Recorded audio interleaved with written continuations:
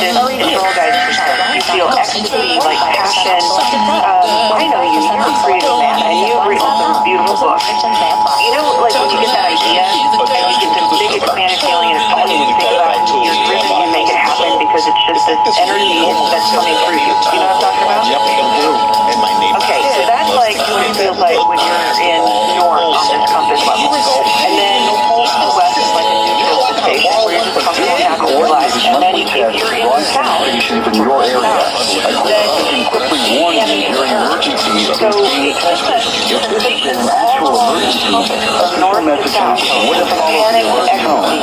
Not every day do we have wait in our lives, but see bebop and along in your life, and you'll have a thought that'll slightly cause a tension in your body. That's when you check that thought. That thought is actually not true or not going to happen.